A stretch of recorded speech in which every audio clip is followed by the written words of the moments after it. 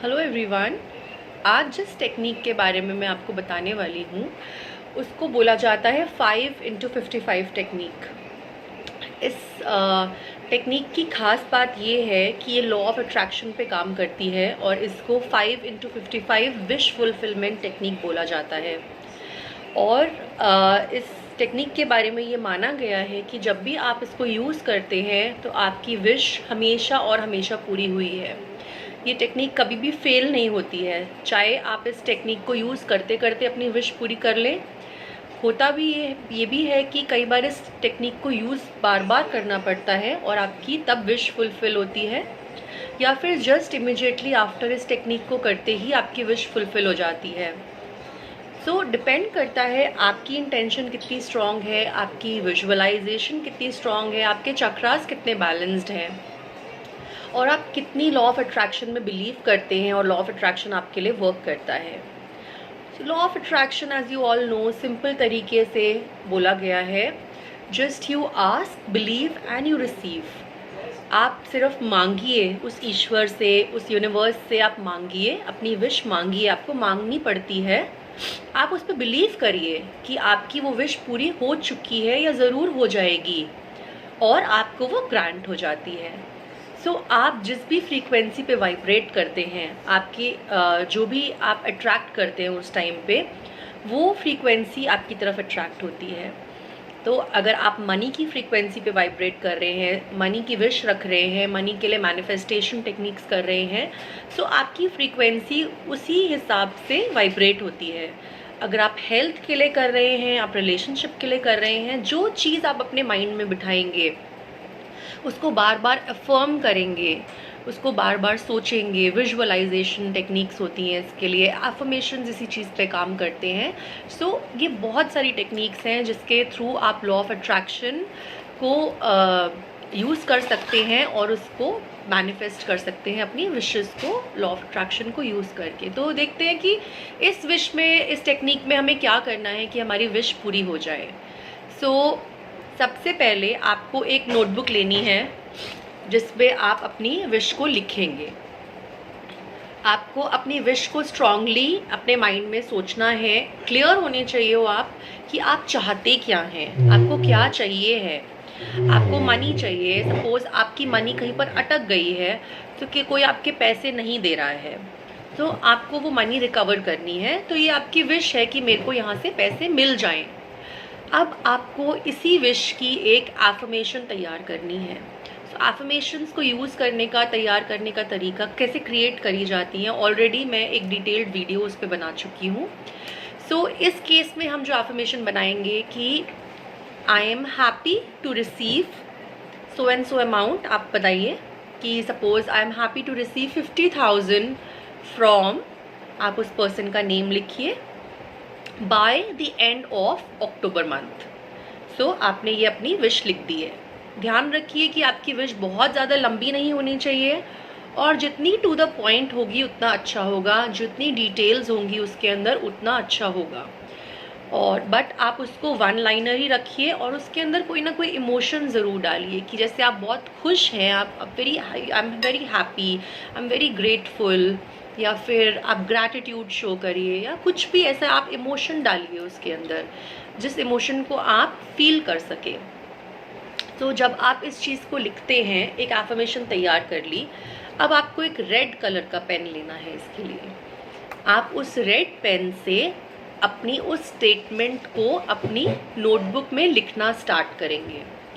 ध्यान आपको ये रखना है कि आपको एक एकांत जगह पे बैठना है जहाँ पे आपको कोई डिस्टर्ब ना करे, और कोशिश करिए कि आप जब भी उस विश को डे में लिखेंगे या नाइट में लिखेंगे तो आपके टाइमिंग सेम रहने चाहिए। आइडियल टाइम जो इसका होता है वो रात को सोने से पहले होता है, क्योंकि रात को सोने से पहले जो भी आप अपने माइंड में डालते हैं वो सीधा आपके सबकॉन्शियस माइंड में जाता है। और subconscious mind is a genie, like it's a yes mind. उसको तर्क वितर्क करना नहीं आता, उसको राइट और रॉन्ग नहीं पता, उसको सिर्फ ये पता है कि आप क्या इंस्ट्रक्शंस उसको दे रहे हैं और वो उसको करने में लग जाता है। तो वो आपका एक जीनी है, आप जो भी विश उसको पूरी बोलेंगे वो आपको ग्रांट करके देगा। Second time is the morning time. जैसे ही आप उठते हैं, आप अपने बेड से भी मत उतरिए, आप उठते ही, अभी आप नींद में ही हैं और उठते ही बस आपकी नोटबुक और पेन आपके पास होना चाहिए एंड आप उसको लिखना स्टार्ट कर दीजिए। अब ये हो गई टाइमिंग्स की बात कि कब आपको लिखना है, और कोशिश करिए कि आपके 5 डेज तक वो टाइमिंग सेम ही रहें जब आप लिखें। उस टाइम पे ना तो आपको किसी से बात करनी है, ना ही आपके आसपास शोर होना चाहिए और ना ही आपको कोई डिस्टर्ब करने के लिए होना चाहिए। आपकी पूरी और पूरी कंसंट्रेशन सिर्फ उस विश की तरफ होनी चाहिए, उसको विजुअलाइज करने में होनी चाहिए, और आपको ये सोचना है, ये फील करना है, उस टाइम पे विजुअलाइज करना है जैसे कि आपको वो पैसे मिल चुके हैं।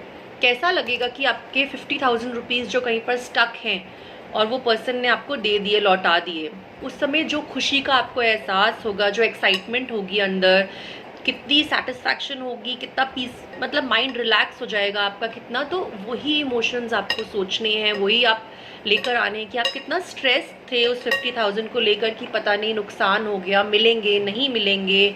सो आपको वो मिल चुके हैं। इसको आपको 55 टाइम्स लिखना है आपको नोटबुक में। आप उस पर डेट डालिए, आप उस पर 1 2 3 4 ऐसे 55 टाइम्स आप उसको नंबर डालिए, ताकि आप ना तो ज़्यादा लिखें और ना ही कम लिखें, पूरे के पूरे 55 टाइम्स उसको लिखना है। और सेम चीज़ आपको 5 डेज तक रिपीट करनी है।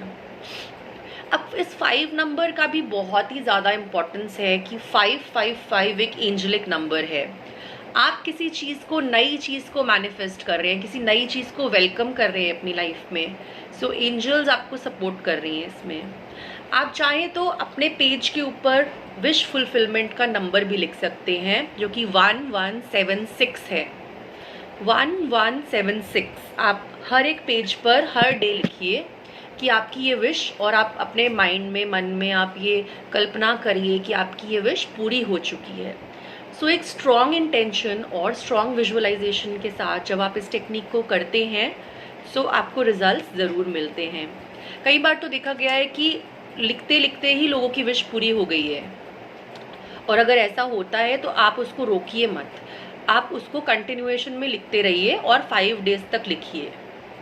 कई बार ऐसा भी होता है कि 5 डेज लिखने तक वो विश पूरी नहीं होती है आपकी, तो आपको घबराना नहीं है या डिमोरलाइज नहीं होना है कि मेरी विश पूरी नहीं हुई है। 2-3 दिन का आप गैप दीजिए। हो सकता है आपकी इंटेंशन में, आपकी विजुअलाइजेशन में कोई ना कोई कमी ज़रूर रही हो, या आपका माइंड कहीं और चल रहा हो। So before you start, take a few breath, mind को काम करिए, रिलैक्स करिए, उस स्टेट ऑफ माइंड में आइए, अपने आसपास की सारी डिस्टर्बेंसेस हटा दीजिए। उस स्टेट ऑफ माइंड में आइए कि आपको ये चीज़ चाहिए है, चाहे वो नया घर हो, नई नौकरी हो, नई गाड़ी हो, या कुछ भी हो, किसी भी तरीके की विश हो, या आपकी हेल्थ को लेकर ही क्यों ना हो, या मनी को लेकर क्यों ना हो। I am a money magnet, तो अब मैं इतना पैसा हर महीने कमा रहा हूँ या कमा रही हूँ, मैं बहुत खुश हूँ इस पैसे को पाकर। कुछ भी विश आप इस पे डाल सकते हैं। सिर्फ ध्यान ये रखना है कि आपकी विजुअलाइजेशन बहुत स्ट्रांग होनी चाहिए। आप इसमें लॉ ऑफ अट्रैक्शन का यूज़ कर रहे हैं, इसमें कोई आप मंत्रास या कोई मैजिक नहीं हो रहा, कुछ नहीं हो रहा। आपका अपना सबकॉन्शियस माइंड, आप कितने बेहतर तरीके से अपने सबकॉन्शियस माइंड तक उस बात को पहुंचा पा रहे हैं, ये आपको डिपेंड करता है आपके ऊपर। सो आपको इसमें एक स्ट्रॉन्ग विजुअलाइजेशन, अपना फोकस, अपनी इंटेंशन डालनी है। सब चीज़ों से दूर होकर उस टाइम पे आपने सिर्फ और सिर्फ अपनी विश पे फोकस करना है, तो वो ज़रूर पूरी होगी। As I told you, this is a law of attraction. आप अपने सबकॉन्शियस माइंड में एक बात डाल रहे हैं। ये एक बहुत ही स्ट्रॉन्ग और पावरफुल टेक्निक है जो कि वर्क करती ही करती है अगर सही तरीके से करी जाए। So I am sure this will work for you and आप लोगों को बहुत अच्छे रिजल्ट्स मिलेंगे इससे। एंड अगर आप इसको ट्राई करते हैं तो ज़रूर करिए और अपने फीडबैक ज़रूर दीजिए ग्रुप पे। Thank you so much.